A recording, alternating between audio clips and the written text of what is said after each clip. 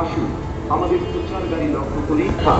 Operation পরবর্তী ব্যথা, হাঁটুতে ব্যথা, মাথার উপরে ব্যথা, ঘাড়ে ব্যথা, বুকের নিচে ব্যথা, হাতে পায়ে আঙ্গুলে একটু পরীক্ষা করেন।